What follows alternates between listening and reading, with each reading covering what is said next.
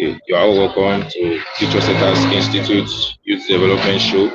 And today we are going to be talking about steps to build a globally recognized brand. So your brand is your presence, your brand is your identity. You notice that a lot of young people don't really know how to go about pushing their brand to people, how to make people know more about them. As Institute Major Development Show. And today we are going to be talking about steps to build.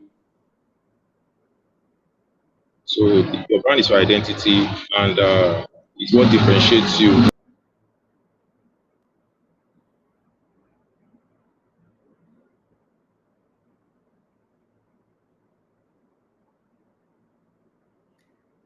Hello, everyone. Victor. Do you really know that particular thing that can differentiate you? Okay. Do you really know that Victor, your particular voice thing is that differentiates you from others? Okay. All right. I'm sorry. Do you really know that particular thing that differentiates you from others? Are you just using your name and people don't come to you? These are certain questions that you ask yourself because most people that have brands, they don't need to do a lot of advertisements and all that. What majorly happens is people come to them because the name is already existing and is already established. So today we're going to be talking about certain steps, and we have a very great woman, person of Rupa Patil from India, and she's very good in the aspect of branding, personal branding. She's an international speaker and well groomed in the aspect of leadership and so many other things. So do well to listen to her while she talks to us on branding, how we can build an existing brand, a brand that can thrive in the global market. And so many questions will definitely be answered along the way. Do well to stay with us. We do apologize for starting late. So do bear with us. It happens at times, but yes, we are very sorry for the inconveniences. But definitely, we are still going to continue. We are going to give you what we promised. So you're highly welcome, Rupa Patil. You're highly welcome. Thank you very much, Victor. So, despite all the technical glitches, we are here. And thank you, Victor, for inviting me. So, Victor, regarding seems to be on a lot of background noise. Okay, so you're highly welcome once more. And the first question that we have here is, what do you think about a personal brand? What do you think about personal brand? Just tell us briefly about it. Let's get to know about. Share some of your insights on this. I'm sorry, share my insights on what there's a lot of background noise. I couldn't hear your question fully. Okay, okay. So, what do you think about personal branding? What do you think about personal branding? Okay, all right. So once again, welcome everyone, and those of you watching this as a recording, thanks for watching this. Victor, thank you again for inviting me. It's an honor and privilege, especially to serve young entrepreneurs and aspiring entrepreneurs from all across the world. My name is Rupa Patil, as Victor has mentioned, and I'm an international business mentor, leadership catalyst, author, speaker, and I'm founder of two businesses. One is Weekend Nuts, and second is the Global Heart Leaders Club. So Victor just asked me a beautiful question, and that was, what does personal brand mean to me? Is that correct, Victor? Yes? And if you have, everybody, if you have the same question, type into the chat box personal brand, even if you're watching this as a recording. I see that Tufali Ahmed is from Dubai. Hi, thank you for joining us. And do you have that same question? What is a personal brand? In fact, you know what? I'm going to flip and I'm going to ask you the question. I see Hussein Sani Abubkar from Dubai again. Thank you very much for joining. So my question to the audience here is, according to you personally, what do you mean? What does personal brand mean to you? And of course, I'm going to share my answer. And I also see Hussein from Nigeria. Great to see you all. So what is personal brand for you? Okay, so you type in your answer, and here is my opinion. And of course, I'm not here to give you a textbook definition. But I'm going to give you a definition which is from the bottom of my heart, from the last 15 years of corporate experience, and after that 15 years of my business experience. I'm sharing from my experience. And I see Tufali mentioned that I turn people into brands. That is amazing. So, Tufali, what does personal brand mean to you? Even for those who are, and people are joining us from LinkedIn, people are joining us from YouTube, and many of you will be watching this as a replay. So, thank you once again. So, what does brand mean to you? Personal brand mean to you? Here is my answer. For me, a brand is a promise. It is a promise that is kept consistently, especially when nobody is watching you. That is also the definition of integrity, isn't it? But a brand and integrity are not two different stories. So that is my super simplified and a very heart centered description of what a brand means. And I love Tufali's description, who says that this is a marketing of you. Absolutely. A personal brand is all about you. And here's the fun part, Victor. Let me know, with a thumbs up if you believe in that everybody has a personal brand already, whether or not they believe in it, whether or not you have a business, whether or not you have an established, reputed, designated brand. But the fact is, the way people recall you, what people say about you when you are not there, what do people say about you behind your backs is your brand. Victor, give me a thumbs up if that makes sense for you. And even for others who are watching this, type into the chat box, yes, if you relate to this definition. It is a promise that you make, it is what people say about you when you are not in the room. To me, that is a super simplified description of a personal brand. How about you, Victor? What do you think? What a personal brand is for you? I like that. I think it's an identity. Okay, I'm so sorry. I still apologize again for the background noise. It's your identity, all right? It is your lifestyle. It's your lifestyle because most people don't really. They just feel that it's when it's time for business, they show who they truly are. But I'm here to tell you that the way you live your life on a daily basis can actually resonate that brand, that thing that you do. The people around you, if you ask them, what is this person? Who is this person? What does he do? What does he represent? What does he stand for? They'll say, yes, he's a coach, he's this, he's that, because they see him as a lifestyle. The way he dresses, the way he speaks, the way he acts in any place, it shows that this is his brand. That is fantastic. I loved it. Yes, absolutely. And that is why it is said. And one beautiful thing that I heard about brand visibility, and I know we will be talking a lot about it. And it is, the very important word here is perception. Perception. It is not just about what I say about myself, or what the few people around me say about myself, but what am I perceived as? What are the qualities that get perceived about me? That again goes on defining my brand. So, Victor, I loved your definition, and everybody who is watching us on LinkedIn and YouTube, I loved your definition. I loved the interaction, and those of you who are watching this as a recording, I hope you're interacting too, and I will be watching the comments. So, Victor, over to you. What is your next question for me?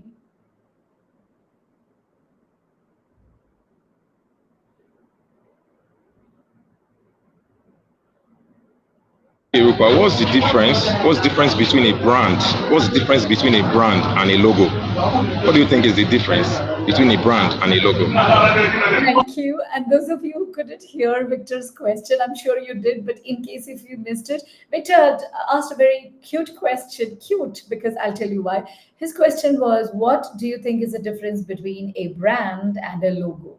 And again, as usual, I'm going to give my answer. But everybody who is watching this live, watching this recording, type in your answers, because each one of you are experts. Each one of you have your own experience. It could be 1 year experience or 50 years of experience. What is your answer? What is the difference between a logo and a brand? I also see that Jane has joined in, and she's from Nigeria. Hey, Jane, welcome here once again. All right. So, what is the difference between a brand and a logo? It is literally To me, it is asking a question between, of what is the difference between, let's say, an apple and, how do I put it? What is the difference between an apple and the color of the apple? Hey, Jane, I know Jane has just mentioned that there is a lot of noise from background of Victor. Jane, sorry. So Victor is traveling, and because it was a commitment that we made to all of you that we will go live, we wanted to honor that commitment instead of rescheduling, and that is why what I'm doing is I'm repeating everything that Victor says so that you do not miss out on it. Okay, so coming, Jane, thank you very much for sharing that. And what is the difference between a brand and a logo? I would say, if think about it. If there is a big fruit tree, a tree, a full-grown tree, okay, and then there is one apple, a full-grown tree of apple, of course, and then there is one apple. There would be many, but let us focus only on one apple.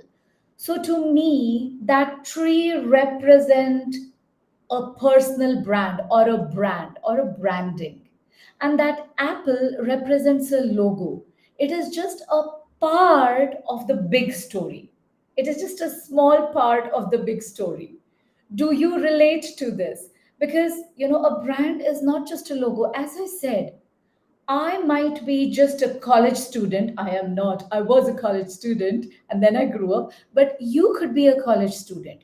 You may not even have designed your first logo because you are yet to launch your company. But guess what?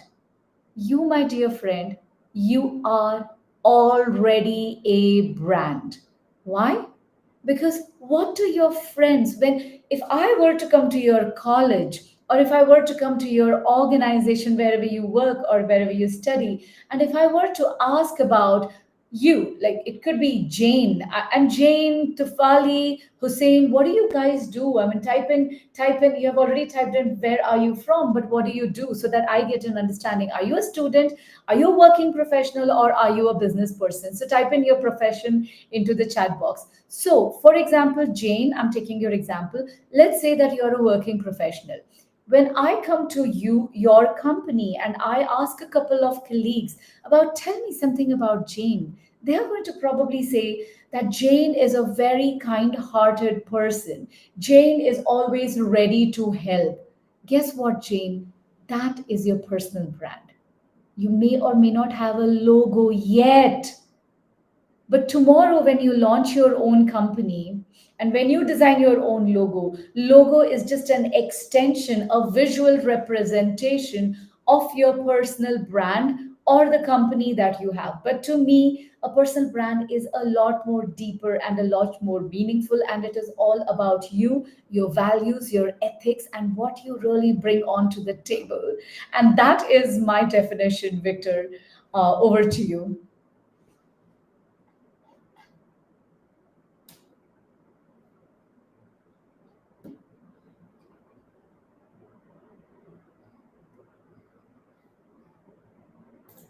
Yes, yeah, it's quite high. So I will just display the next question on the screen.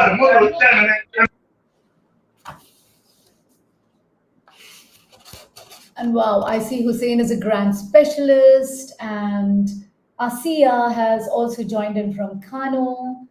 Hi, Asiya.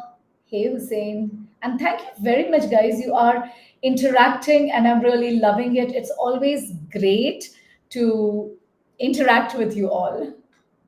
By the way, there's a question for all the audience. If you have anything to share or anything to ask, please type that into the comments box. I am watching it, okay?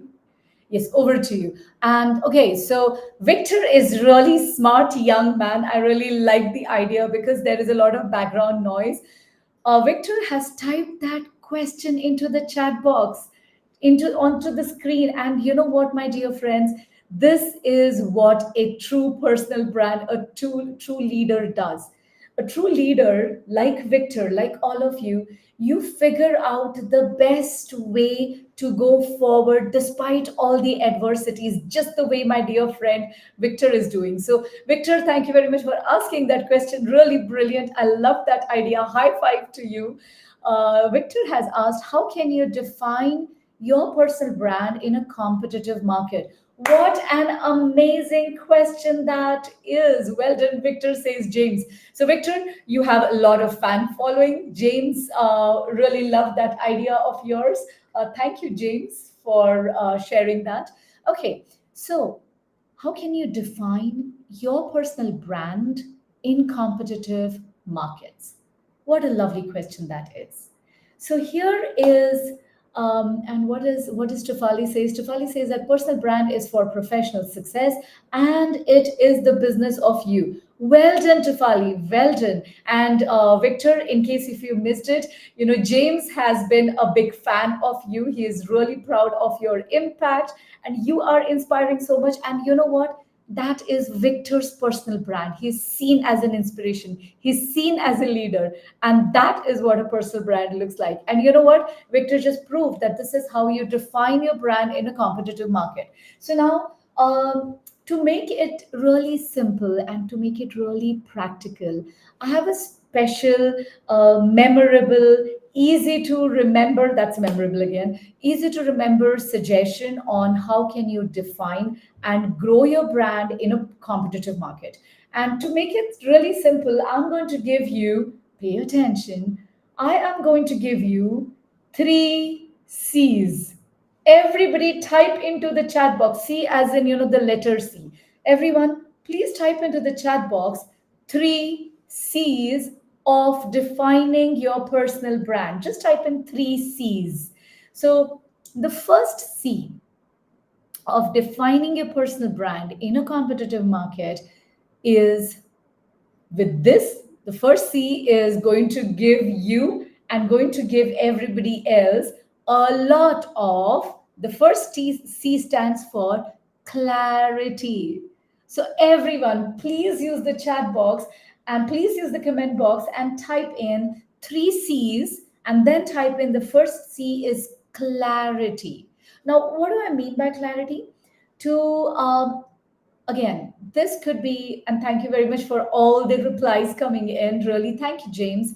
So the clarity that, of course, you all know what clarity is, but in this context, what I mean is, but even before I could explain how to go ahead and give that clarity, I will have a question. So pay close attention. And before that, the clarity. When I say clarity, opposite of clarity is confusion. Do you agree? Opposite of clarity is confusion. Give me a thumbs up if you agree. Opposite of clarity is confusion. And as the saying say, it was a saying from, I think, a quote from the CEO of Story Brand, what is it?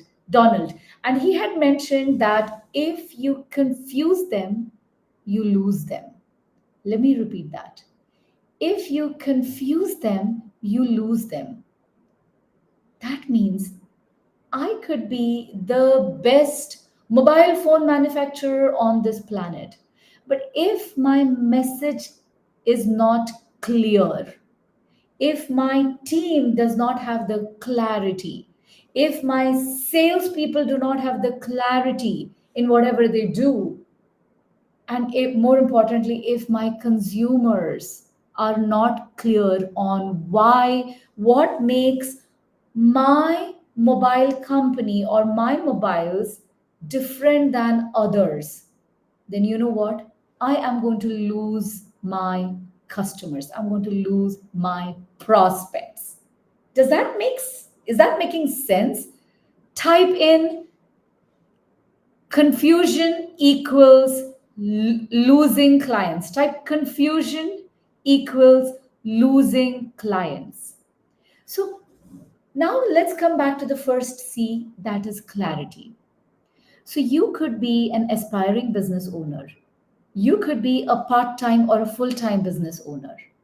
Or you could be a freelancer, or you could be a student who really wants to start something new.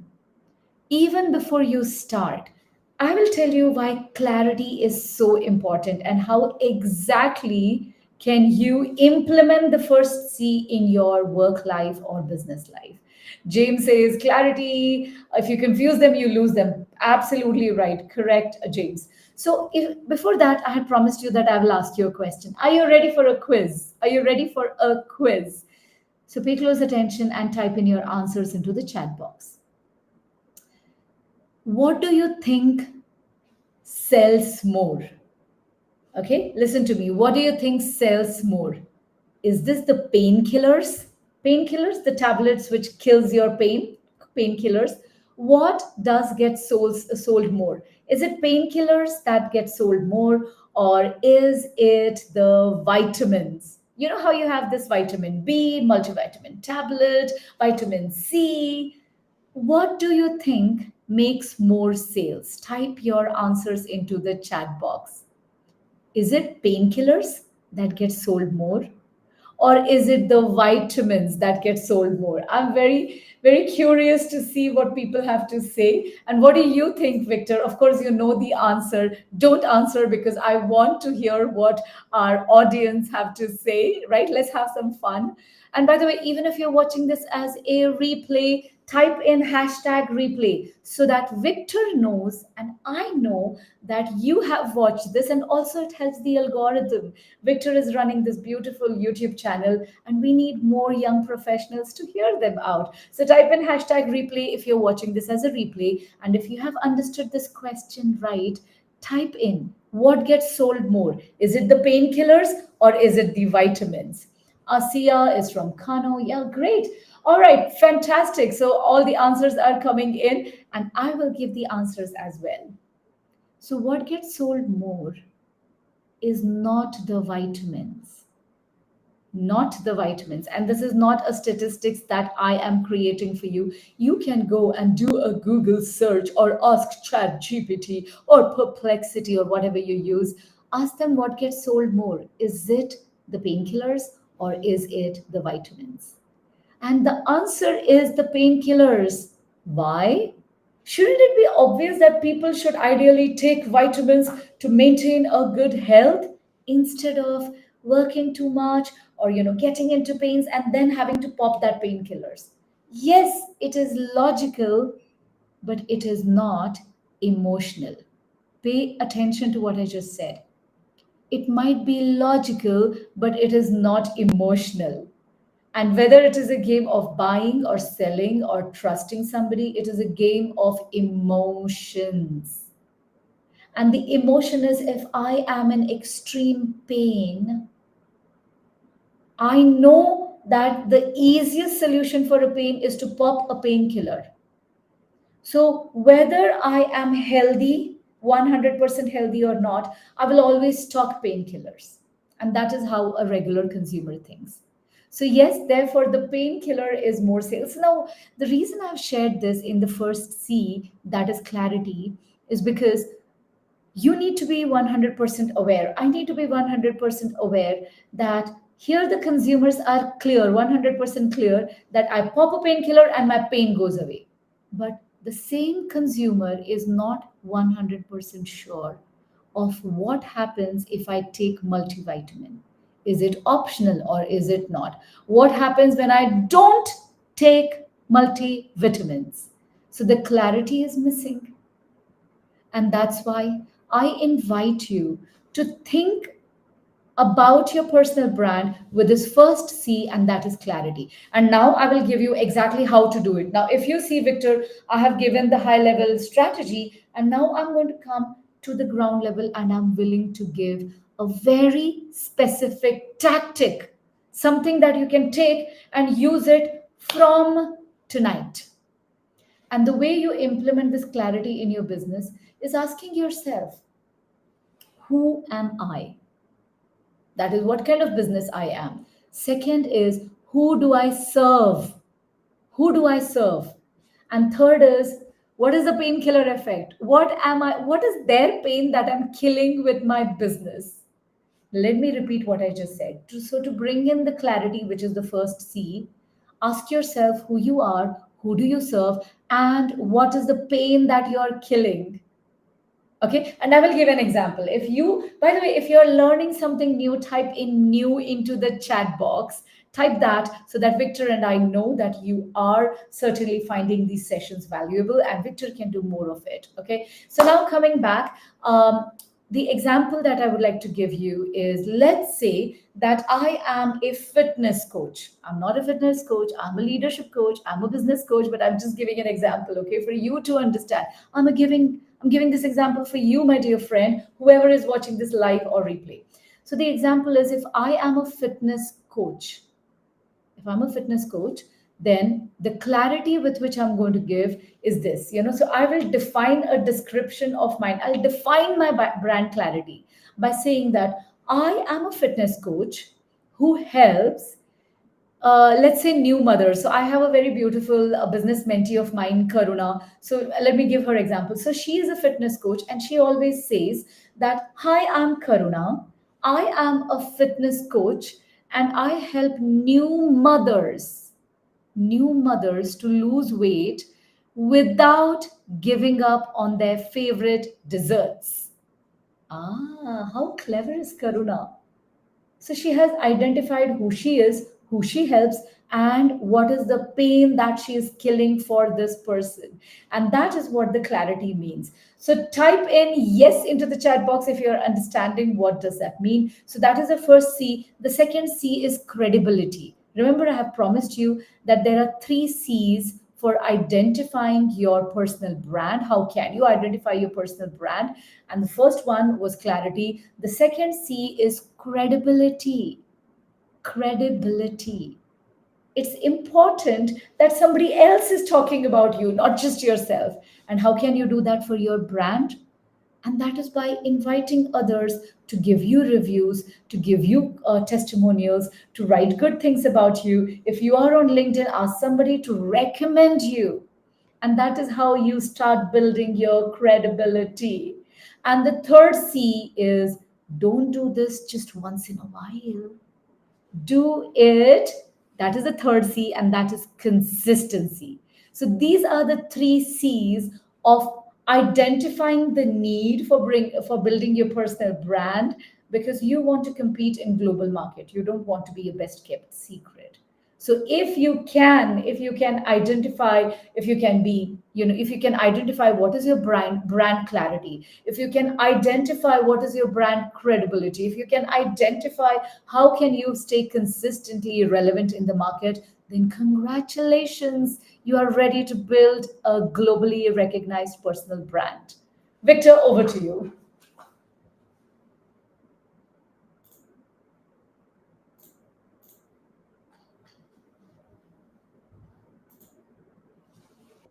Very well, and I do sincerely appreciate you for what you said.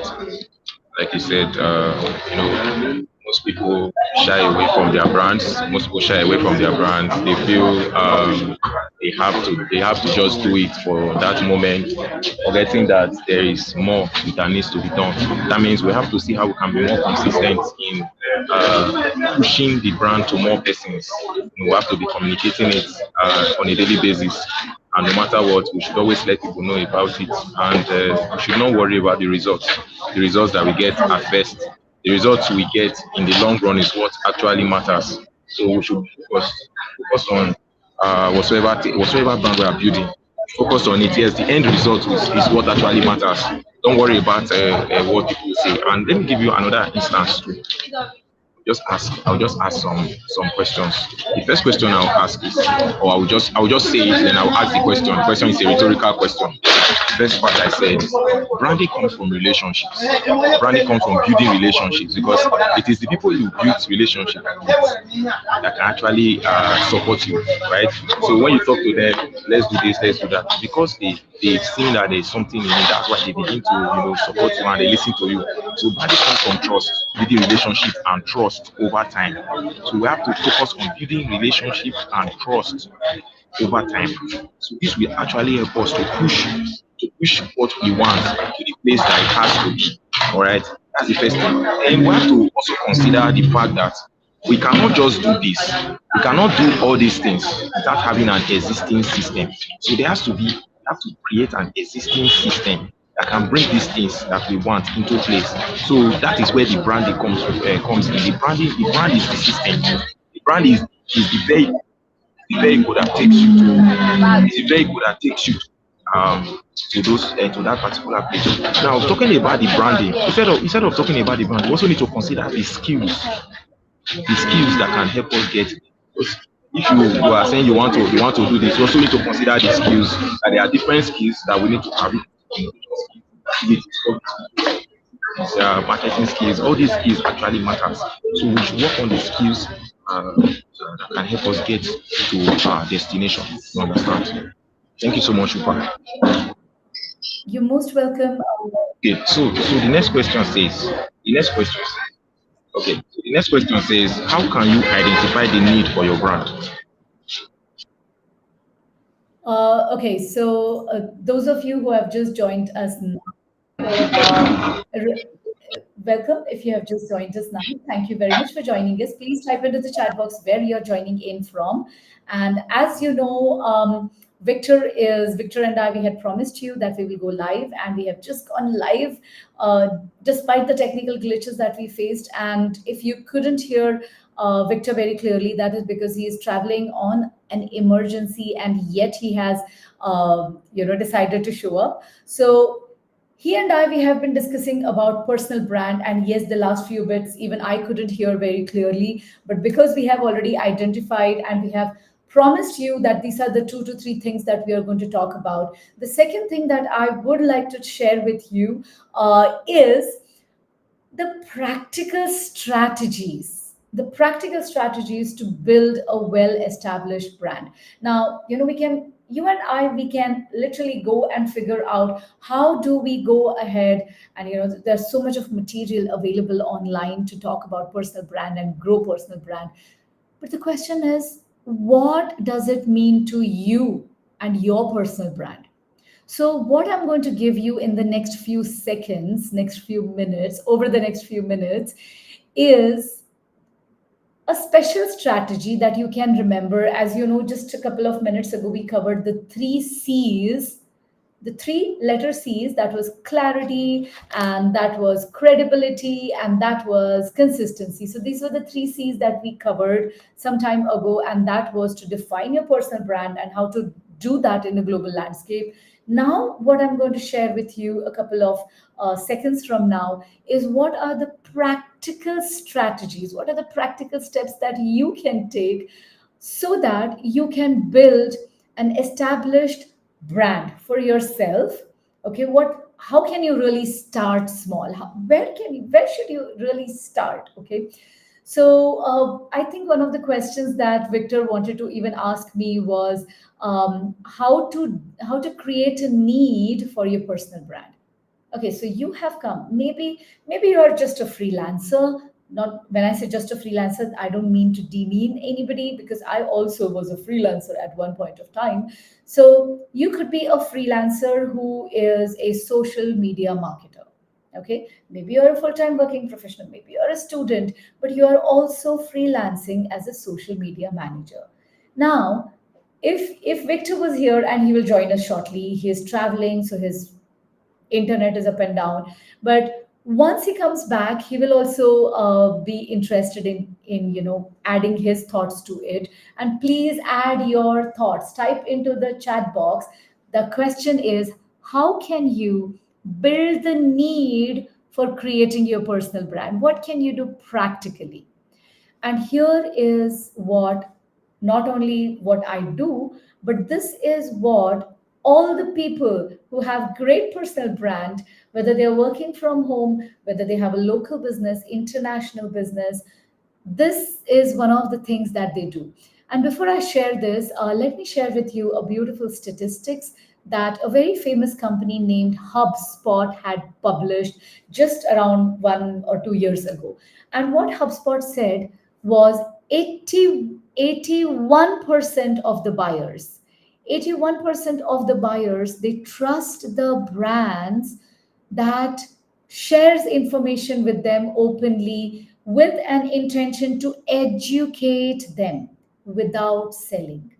Let me repeat what HubSpot says. and HubSpot is a famous and very loved brand in the United States. And what HubSpot said was in one of the studies, and of course it is based on the research and the polls that they take, is 81% of the buyers, they trust brands that educates them even before they could sell to them. And this is also one of the four ATLM strategies that I have been sharing for the last couple of years. What is ATLM? It is anytime lead machine. If you're a business owner, imagine walking up to an ATM and inserting your card and inserting your business card, and what you get is qualified leads, or leads of people who are interested in buying from you. And that is the four ATLM strategies. And one of the ATLM strategies that I've always shared is give your valuable content for free. In other words, educate. And this, my dear friends, is one of the methods to create the need of your personal brand. Now, taking the example of this freelance social media marketer. Now, this freelancer can go and join. So first one is you need to go and join the groups, join the communities where your ideal buyers are hanging out. Once you go there, it is important for you to help others. Now, as a freelance social media marketer, maybe you work only with the doctors in your area. I'm just giving an example. You work only with the dentists in your area. Now, it's a great niche to be in, because the doctors who are such amazing, intelligent professionals, they may be great in their field, that is of the medical field, but that doesn't mean that they would be great in social media marketing, right? They may be, but in general they are not, right? In general, because they're so busy with their medicine field, they barely get time to eat. But if you are a freelance social media marketer, first of all, identify, go and join the groups where your ideal buyers are hanging out. It could be a local group of dentists.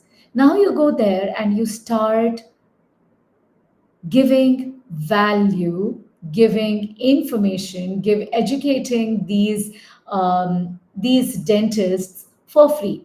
And now, value posts or educational posts have gotten a very bad repo, thinking that, oh my God, why should I give all my information for free? Or who is listening? Why should they care? And everybody scroll past my posts anyway. The truth is, if you can just publish short, let's say 30 seconds videos, or just a three-step process, which is not something that people can easily find from Google or ChatGPT, then you are making yourself absolutely irreplaceable. Now, it could be a little testimonial of the last dentist that you worked with. You could share a before after story without selling. And in that before after story, you can actually give something like, and of course, as you can see, I'm making this example up as I go, just so that you understand what point I'm driving home here. So, as a freelance social media marketer, you can go to the group where your target audience, in this case the dentists, are generally a part of this group, and then you can go and talk about the last dentist that you helped with in their social media marketing, and you can literally publish a story without selling. But that should, even though it is a testimonial, but it should not sound like a sales pitch. So in that, you can literally go and talk about how wonderful, how educated, and well respected this dentist is. But one thing that was really troubling him was to use LinkedIn. And the beauty is, this dentist, okay, without really trading a lot of time, what we helped this dentist do was just publish once in a day the behind the scenes of him spending his time in his clinic. So when there is no patient, he is just sitting and he is talking about what is the three best ways to maintain dental hygiene from a dentist perspective. Now, if you look at it, he is not selling, and I have been told that the doctors and the chartered accountants, they are in any case, it's their professional ethics that they cannot do a direct sales. But here, this person is only sharing the best practices as an expert in the area of that expertise in the office, in the workplace, in the dental clinic. And that could be your post, which will be instantly connecting to your ideal buyers. And this is one of the most practical ways to earn the trust of your ideal buyers for establishing your personal brand. And this is very practical. You can start doing that from tonight. So, Victor, if you have joined us and if you can hear me all right, just unmute yourself and you can go ahead and ask the next question. If not, I have one last gift that I wanted to share with all the audience. But before that, once again, if you have joined us live or if you're watching this as a replay, please type in where you're from because I am looking at all your chats.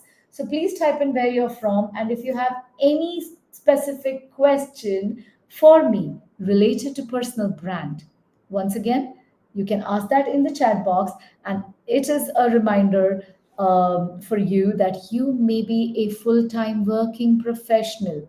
You still have a personal brand. You may be a business who is a local business, a global business. Everybody has a personal brand. So Victor, who is the host of this show, he's traveling on an emergency, and we wanted to keep our promise to you because, as I said, my definition of personal brand is a promise that you make to your ideal buyers and a promise that you keep consistently. And that is my definition.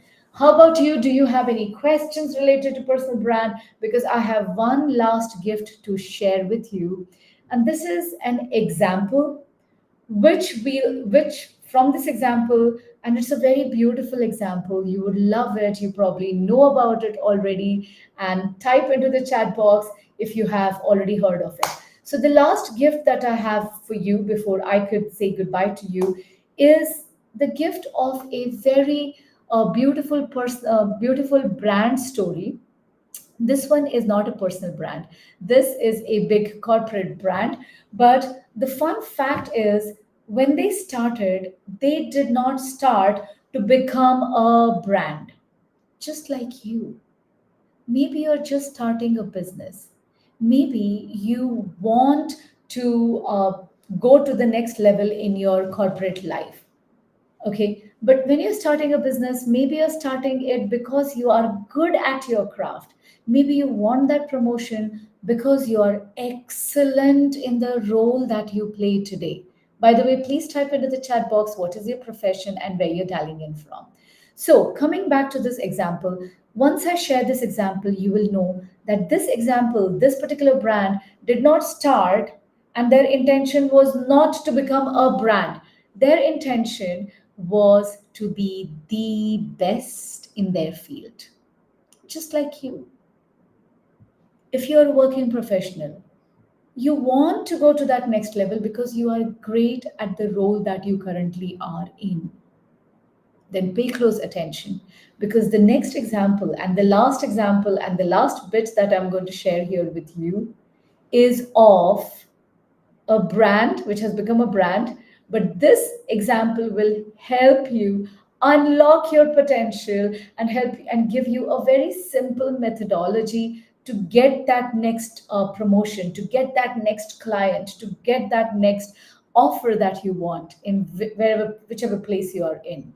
So this example is of an airport, one airport, one international airport that has got not one, not two, not three times, but 12 times. This airport has been voted to be the world's best airport. Who can tell me which airport I'm talking about? Type your answer into the chat box. So, and by the way, I am looking at your chat. And yes, if you're watching this as a replay, type in hashtag replay. and type in if you have guessed which airport I'm talking about. The quiz is, which airport has got voted 12 times as the world's best airport? If you have got the answer, type the answer into the chat box.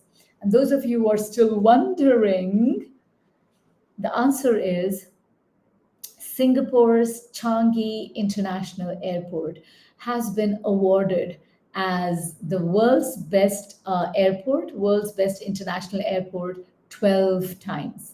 Now, the reason why I'm sharing this airport story and what we can learn from them is what is applicable to your business, my business. Whether you're a working professional, it applies to you to go to that next level. And here is how Singapore Airport has done it. Singapore Airport has identified all the touch points where any passenger experiences Singapore Airport. Now, if you look at it, you may say that, oh, of course, the moment somebody enters the airport, they start experiencing the airport. But do they? Is that answer correct? And the reply to that question is no. Long, long, long before people could enter the airport, they start experiencing it. So it is, for example, it could be the directions, the hoardings, the billboards, what people say about Singapore Airport. Remember, we talked about reputation, so that matters. Then once you drive, if you're driving or if you're taking a shuttle to the Singapore Airport, what matters is how is the parking, how is the public, how is the private transport to that airport, how accessible it is. Once you get into the parking lot, how are the staff, how easy or difficult it is to park the car, how easy or difficult it is to get down from the metro or the subway and enter the Singapore Airport. Then right from the restrooms to the showrooms to the check-in counters, Singapore Airport has figured out every single touch point where one can experience the Singapore Airport. And once they have done that, they have a promise. Remember, brand, a personal brand or a brand is nothing but a promise that they keep even when nobody is watching. That is what Singapore Airport does. Singapore Airport has a promise, a vision, a mission to provide the excellent experience, excellent, luxurious experience. And that is what they consciously inculcate in the people who work on those touch points, be it restrooms, be it showrooms, be it check-in counters. And that is why Singapore Airport is voted as the best international airport 12 times. And again, this is not the only reason, but this is one beautiful thing that you and I can learn from Singapore Airport to inculcate in our own companies, in our own cultures, in our own personal brand. So Victor, I see that you're here, and I'm not sure if you can hear me. Once again, if those of you who don't know, Victor, this is his show, but he is traveling on an emergency, but he and I, we still decided to go live. But that was the last bit that I wanted to share with you. I hope that was helpful for you. And once again, if you have any questions, you can reach out to Victor. Victor, are you there? Can you hear me? Because I am going to go. Yes, And before... I can hear you. Can you Yeah, Victor. can you hear me? Yes. So before you go, Okay, awesome. I do sincerely appreciate. Okay, I do. Okay, so I do sincerely appreciate you for speaking at our show, notwithstanding the problems, the networks, and everything. You still inspired us to still move forward. I do sincerely appreciate you, and I appreciate everyone that joined today. Yes, we will have a better one. We'll have a better one next week because of the travel. But once more, I do sincerely appreciate Patil. India. Thank you so much for being with us. And definitely we look forward to better and better collaborations. We look forward to better and greater collaborations. So I'm really very sorry for the network challenges and the noise from my end. No worries. Thank you very much for inviting me to your show, and I applaud you sincerely. That is a promise that Victor had made to all of you, that he and I will go live and we will talk about the personal brand. That is a promise that we made, and we have kept that promise. Now it is over to you. So identify what is your personal brand represent and how you can grow your business or your work life. Victor, thank you once again for inviting me, and all of you who are watching this live or recording, thank you very much for being with me. Bye, Victor. Bye bye, everyone. Have a blessed time. Stay blessed, stay amazing. God bless you. Thank you so much, everyone, for being with us. Go have a wonderful evening. Thank you, Rupa.